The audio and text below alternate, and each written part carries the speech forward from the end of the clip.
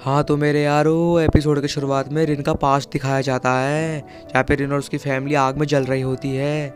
और रिन सोच रही होती है अपने आप में ये कितना अच्छा होगा अगर मेरी कोई विश पूरी हो जाए। तभी अचानक से वहाँ पे डेजी आ जाती है और डेजी को देख के वो सोचती है क्या ये कोई वंडरफुल बीइंग है। हाँ शायद, लेकिन अच्छा होगा अगर ये प्रिविलेज से मुझे ही मिले। और तभी हमें दिखाया जाता है प्रेजेंट, जहाँ पे रिन उसके ईजी के काबू में होती है और इन कह रही होती है क्या होगा अगर किसी और के पास भी पावर हो अपने विशेष को यूज़ करने की। जिसपे ईजी बोलता है अब मैं एक ऐसी दुनिया बनाऊंगा जहाँ पे मैं और सेना खुशी से रह पाए, और अब तुम मेरे डोमेन में हमेशा हमेशा के लिए फंस चुकी है और तुम ऐसे निकल नहीं सकती। जिस पर रिन रोने लग जाती है और कह रही होती है कि तुम मेरे साथ ऐसा नहीं कर सकते, बिल्कुल नहीं। और तभी वो एक तलवार को लेके ईजी पे हमला करने का ट्राई करती है, बट वो उसे छू भी नहीं पाती।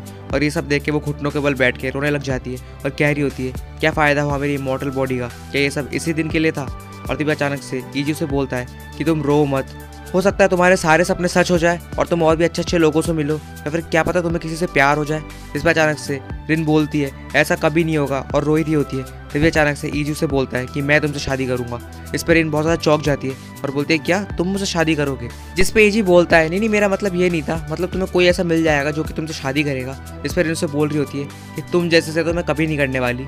तभी अचानक से ईजी फिर से अपने पावर्स का यूज़ करता है और रिन के हाथ में एक रिंग आ जाती है, जिसे देख कर रिंग बहुत शर्मा जाती है और उसे बोलती है हाँ अगर मैं तुम्हारे पास रहूँगी तो मुझे मौका भी मिलेगा तुम्हें मारने का। और उसको हक कर लेती है और उसे कहती है कि याद रखना मैं फेल नहीं होंगी तुम्हें मारने में। और तभी अचानक से ईजी सोच रहा होता है क्या तुम अभी भी मुझे मारना चाहती हो। और तभी पीछे से आवाज़ आती है जहाँ पे एक आदमी खड़ा होता है, जिसे देख के रिन बोलती है फ्रैंक। और तभी अचानक से ईजी चिल्लाता है सेना, और वो आदमी बोलता है कि साइलेंस और काम। और तभी बोलता है ऑर्डर, और उसके हाथ में भी वही सिंबल आता है जो कि हमेशा ईजी के हाथ में आता रहता है।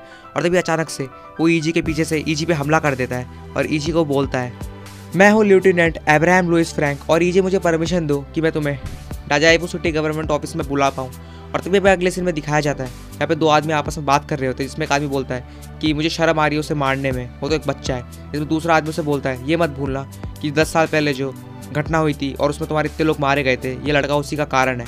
इस पर अचानक से हमें ईजी दिखाया जाता है जिसकी आंखों में पट्टी बंधी होती है और ईजी बोलता है आखिर मैं कहाँ हूँ और सना कहाँ है। तभी हमारे पास अचानक से रिन आ जाती है और ईजी की पट्टियों को खोल देती है और ईजी को भी छुड़ा रही होती है। इस पर ईजी बोलता है आखिर तुम ऐसा क्यों कर रही हो। जिस पर रिन बोलती है असल में मुझे सेल से निकाल दिया गया है क्योंकि मैंने यहाँ के नियम तोड़े थे। और तभी अचानक से ईजी बोलता है आखिरकार हम है कहाँ। इस पर रिन उसे बताती है कि अभी हम एक बिल्डिंग में जो कि 12th सेंचुरी से यहीं पे है और ये United Nation intermittent governance mechanism क्यूसू डाजाइपो सिटी गवर्नमेंट ऑफिस है। जिस पर अचानक से ईजी बोलता है वो सब तो ठीक है, लेकिन मुझे अभी भी समझ नहीं आ रहा कि तुम मेरी हेल्प क्यों कर रही हो। इस पर उसे रिन बोलती है कि मैं नहीं चाहती कि कोई और तुम्हें मारे, क्योंकि तुम्हें तो मैं अपने हाथों से मारूंगी। और तभी वो अपने रीबर्थ टेक्निक की मदद से एक चाकू को जोड़ देती है और अचानक से ईजी पे हमला कर देती है और बोलती है मैंने कहा था ना कि मैं ही तुम्हें मारूंगी। और तभी वो बोलती है कि लेकिन मैं तुम्हें मार नहीं सकती तुम्हारे डोमिनेंस की वजह से, और तुम्हारे डोमिनेंस की वजह से ना मैं तुम्हें मार सकती हूँ और ना ही मैं तुम्हारी बहन को चोट पहुँचा सकती हूँ। अरे बड़ी खतरनाक बंदी है भाई, एक तो तरफ धमकी दे रही है, दूसरी तरफ ऊपर से बचा भी रही है। क्या कर रही है ये अबे तू पागल वागल है क्या। तभी जिस पे हमारा ईजी सोचता है कि भले ये मेरी मदद कर रही है लेकिन फिर भी मुझे चौकन्ना रहना पड़ेगा और इससे बच के रहना पड़ेगा। और तभी हमें दिखाया जाता है एक ऑर्डर जिसके पास ताकत है समय को रोकने का, उसका नाम है अब्राहम लुइस फ्रैंक, और उसने विश किया था कि उसे किसी को बचाना है और उसके लिए वो टाइम को भी रोक देगा। और तभी हमें अगले सीन में दिखाया जाता है कि ये दोनों ईजी और रिन एयर डक्ट के थ्रू गुजर रहे होते हैं। इस पर ईजी बोलता है कि हमें सच में इस रास्ते से जाना पड़ेगा। इस पर रिन सोच रही होती है कि अभी तो उसका माइंड बस ऐसे निकलने में है और यही तरीका है, भले मैं उस पर डायरेक्ट वे में हमला नहीं कर सकती लेकिन इनडायरेक्ट वे में तो कर ही सकती हूँ। और अचानक से ईजी उसे बोलता है कि क्या हुआ तुम रुक क्यों गई। इस पर अचानक से रिन पीछे मुड़ के उस पर गोली चला देती है, बट उसकी बुलेट तो ईजी तक पहुंचती भी नहीं है और रिफ्लेक्ट बैक होकर फिर से रिन को ही लग जाती है, जिस पर रिन वहीं पे मर जाती है और रिन अपने रीबर्थ टेक्निक की मदद से फिर से जिंदा हो जाती है। इस पर रिन ईजी को बोलती है मुझे लगा पीछे कोई है इसलिए मैंने गोली चलाई थी। इस पर ईजी बोलता है कि ये पक्का झूठ बोल रही है। अरे भाई एक नंबर की झूठी है, तू बच के रही हो इससे। तभी वो एक रास्ते में पहुंचते हैं जहाँ पे नीचे खाई होती है और उनको एक पाइप से गुजरना होता है। इस पर रिन सोच रही होती है पिछली बार तो मेरे लक ने काम नहीं करा लेकिन इस बार ये पक्का काम करेगा, ये रास्ता इतना खतरनाक है, क्या होगा अगर ये गिर के मर जाए तो। तभी ये खुद ही वहाँ पे गिर के मर जाती है और जैसे ही ईजी दूसरी तरफ पहुँच जाता है वो देखता है अबे रिन कहाँ गई वे, मिस्टर इंडिया हो गई क्या। और जैसे ही वो नीचे देखता है वो देखता है कि किसी ने फिर से अपने रीबर्थ फायर टेक्निक का यूज़ किया है और ये रिन ही होती है। फिर ये लोग लिफ्ट में पहुँचते हैं जहाँ पे रिन बोलती है अब हमें आगे की तरफ बढ़ना है और मुझे सब कुछ पता है ट्रैप्स के बारे में। ये लो फिर से मर गई और फिर से वही रीबर्थ टेक्निक फिर से मर गई। अबे क्या टोपी है, मरे जा रही है। तो बार बार ईजी को तो कुछ नहीं हो रखा होता लेकिन रिनी मर रही होती है, जिस पे ये लोग आगे की तरफ बढ़ रहे होते हैं और ईजी उसे बोलता है क्या तुम मुझे मारने का ख्याल दिमाग से निकाल सकती हो। और मैंने तुम्हें मेरे डोमेन में इसीलिए कैद किया क्योंकि मैं एक इमॉर्टल असिस्टेंट को कभी भी संभाल नहीं सकता। तो अगर तुम ये ख्याल निकाल दो तो शायद मैं तुम्हें फ्री भी कर दूँ। जिस पर रिन बोलती है कि मैं हारना नहीं चाहती और मैं कभी भी चैलेंजेस से पीछे भी नहीं भागती। और मैं क्या तुम्हें मेरे नाम से बुला रही हूँ क्योंकि अभी हमें बहुत लंबे टाइम साथ में रहना है। तो वो बोलती है ईजी। फिर वो बोलती है क्या तुम्हें ये अच्छा नहीं लगा? इस पर ईजी बोलता है नहीं कोई दिक्कत नहीं है रिन। जिस पर रिन उस पर गुस्सा हो जाती है, बोलती है कि तुम मेरे से इतना इनफॉर्मल कैसे हो सकते हो? इस पर ईजी से बोलता है अभी तुमने भी तो यही किया। और तभी अचानक से रिन उसके पास में आती है और बोलती है तुम्हारा थर्ड डोमिनेशन ये था ना मुझसे शादी करना। और उसको हक करके बोलती है कि चिंता मत करो, मैं कभी भी तुम्हारे डोमिनेशन को मेरे दिल के ऊपर काबू होने नहीं दूंगी। और फिर वो पहुंच जाते एक IFN3 एक्सेस कन्वर्जन फ्लोर में, जहाँ पर रिन बोलती है कि स्कूल में बताया जाता था कि ऑर्डर्स हमेशा एक दूसरे से लड़ते रहते हैं। और हाँ, आखिरकार इस दुनिया में सबकी विशेष तो एक टाइम पे पूरी नहीं हो सकती। और फिर रिन बोलती है कि एग्जिट लेफ्ट में, लेकिन ईजी तो राइट की तरफ जा रहा होता है। तो रिन ईजी का हाथ पकड़ के उसे बोलती है तुम पागल तो नहीं हो ना, तुम्हें मरना है क्या? कहा ना वहाँ पे फ्रेंड्स होगा और फिलहाल अपनी बहन के बारे में भूल जाओ और यहाँ से चले जाओ। जिस पे ईजी उसे बोलता है कि मुझे कोई फर्क नहीं पड़ता, शहना की इच्छा थी कि वो हमेशा मेरे साथ रहना चाहती है। और ये बातें 10 साल पहले की, जब मेरे डिवोर्स फादर ने एक डिवोर्स लेडी से शादी किया था और उनकी बेटी थी सेना, और वो बहुत ज़्यादा खुश थी मुझे भाई पाके। लेकिन मैं कभी भी उन्हें अपनी माँ नहीं बुलाया और ना ही मुझे सेना में इंटरेस्ट था। और 10 साल पहले जो रिस्ट्रिक्शन मेरी वजह से हुआ था, मैं नहीं चाहता था कि वो बात उसे पता लगे। और बस कुछ टाइम और की बात थी, 6 महीने की, लेकिन तुम सब ने आके मेरा पूरा प्लान बिगाड़ दिया।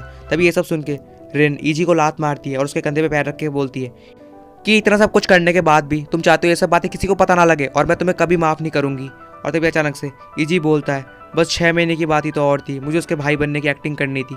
असल में सेना को एक ब्लड डिजीज़ है और वो 6 महीने बाद मरने वाली है, और इसलिए मैं नहीं चाहता था कि उसे सब पता लगे। और ये सब देख के वो रोने लग जाता है।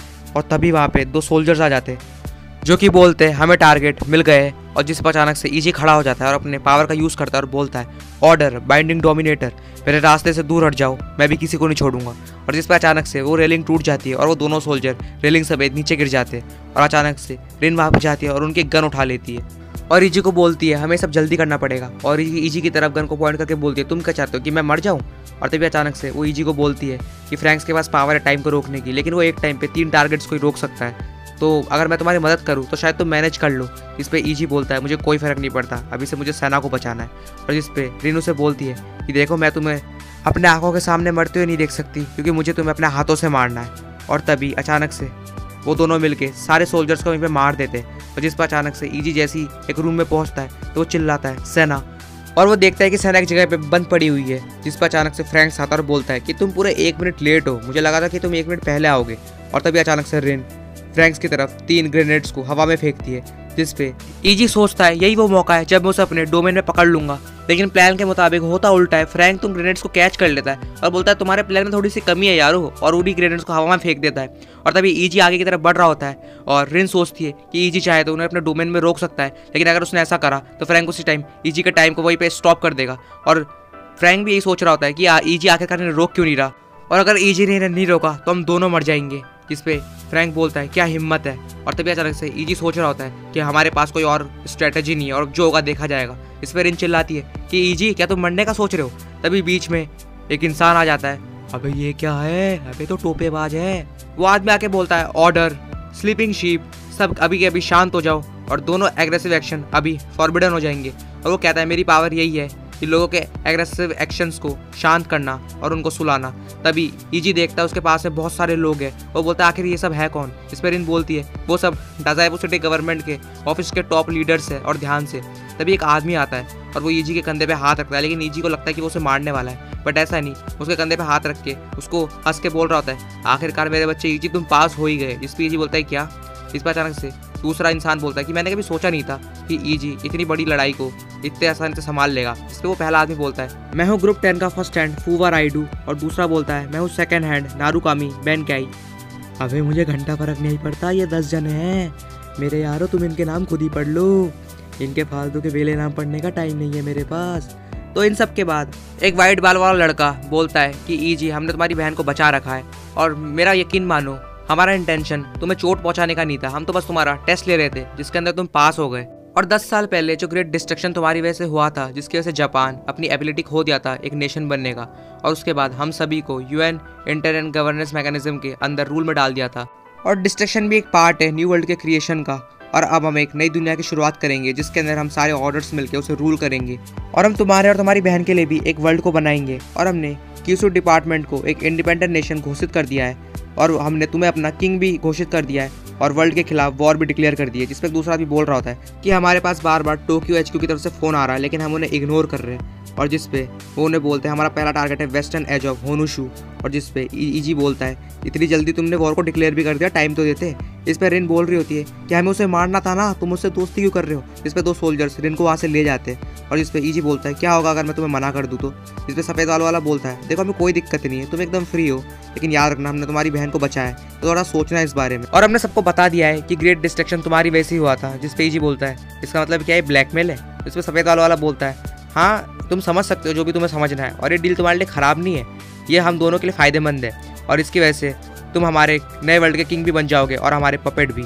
और फिर वो झुक के बोलता है योर मैजेस्टी अब तुम अपना डिसीजन बताइए। जिस पर अचानक से ईजी सोचता है कि मुझे तो बस सेना के साथ एक प्यार से ज़िंदगी जीनी थी, लेकिन आखिर मैं सब कहाँ फंस गया। और तभी ईजी सब पे हमला करता है और बोलता है अब तुम सब मेरे कब्जे में हो और मेरे डोमेन के अंदर हो। इस पर अचानक से वाइट वाला झुक के बोलता है कि मेरा नाम है हिरागी योशिसुने और मैं आपका चीफ ऑफ द स्टाफ बनना चाहूँगा। और झुक के एक डेविल से स्माइल भी देता है। अबे कहीं तू नाटक तो नहीं कर रहा ना। तो जो भी है ये एपिसोड भी यहीं पे एंड हो जाता है मेरे यारों। मिलते हैं नेक्स्ट वाले एपिसोड में, तब तक के लिए टेक केयर और बाय बाय।